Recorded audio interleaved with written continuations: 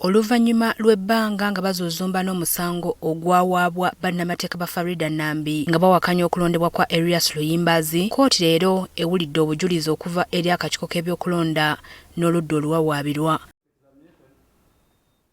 Ng'amaze okwekkaanya okuwumbawumba kw'oludda oluwaabi, leero kkooti ewadde bannamateeka ba Erias Luyimbazi Nalukoola n'akakiiko k'ebyokulonda okuwumbawumba okwewozaako kwabwe babuulire ne kkooti kye baagala ebakolere. Eric Sabiti, munnamateeka w'akakiiko k'ebyokulonda, abuulidde kkooti nti obululu okuva mu bifo 183 bwabalibwa, ebifo 14 byokka ne bifikka olw'emivuyo egyaliyo, kale nga kino mpaawo bwe kyali kiyinza kukyusa byava mu kulonda. Twaranga ebyava mu kulonda mu bitundu mu polling stations 180 plus.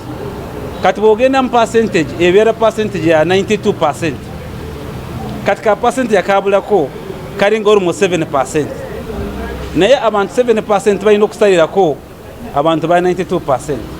Kati tosobola kwemulugunya mbyokulonda bitabeerawo mu mutwaro gumu n'ekakaaga n'oleka ebyabeerawo mu mutwaro 18. Onalaze ensonga lwaki balina okulangirira omuwanguzi w'akalulu kano newankubadde ebyava mu bifo 14 byali tebinnamanyika.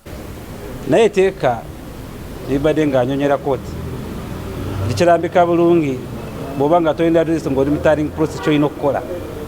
Kikugamba olina okusooka kugenda mu report book.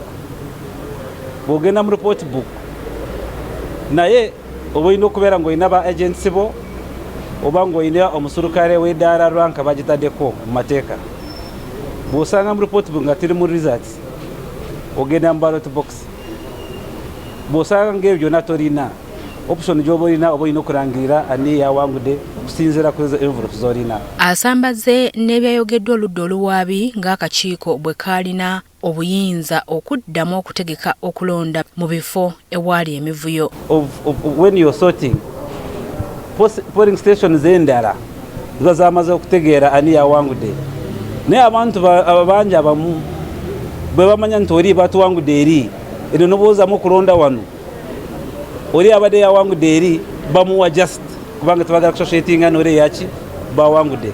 So nekyo nakyo kisoboka. Mu ngeri y'emu ne bannamateeka ba Nalukoola bawumbyewumbye okwewozaako kwabwe mu musango guno. Is that elections are about numbers, and this goes on to the decision of Odoki, this goes on to also the decision of Justice Mulenga, that elections are about numbers. Now when you come to an election petition and the argument is that you cannot use numbers against the argument of disenfranchisement, you are departing from the decision of the Supreme Court. That's not. Bano nga bakulembeddwamu Alex Luganda bategezezza ng'oludda oluwaabi bwe lwalemererwa okuleeta omuwendo omutuufu ogw'abantu abalemererwa okwetaba mu kulonda kuno. Hajjat Nambi ne baloya be kye batakoze mu musango guno kutuleetera bameka abalonda. Ate nga tukiraze kooti ensukkulumu mu Besigye ne Mwamama Mbabazi 2016 egamba leeta obululu bw'ogamba bwe wandifunye. Okulonda kuli ku numbers, tekuli ku conjecture, tekuli kuteebereza, tekuli ku kyewandiyagadde nga gwe agize mu kuwaaba. Ku nsonga y'okugulirira abalonzi bategezezza nga abajulizi ba Nambi bwe balemererwa okukakasa kkooti bwe waliwo abantu ba agent ba Nambi be baagulirira okusobola okulonda omuntu waabwe. Agent omubuuza walabako Nalukoola ng'awa omuntu ssente agamba saamulabako. Yakwata bando nnene zaali ssente mmeka sizimanyi, yazimuweerawa simanyi. Era mbadde mukiraba nti twabadde tubatumbye amannya gaabwe abasinga tubongeddeko erinnya lyokusatu simanyi. Nga beesigama ku bujulizi obwaleetebwa wano we basinzidde ne basaba kkooti okunyweza obuwanguzi bwa Nalukoola ng'omubaka wa Kawempe North. Nga Hajjat Nambi ne baloya be batutte obudde ne basoma omusango gwa Kizza Besigye ne Museveni, singa petition eno bagijjayo nkya n'olwaleero olweggulo kikyasoboka ne tuteesa ku ngasi because tulaba nti balina gye bagenda byakuwadde awaddeko bwaziwazi.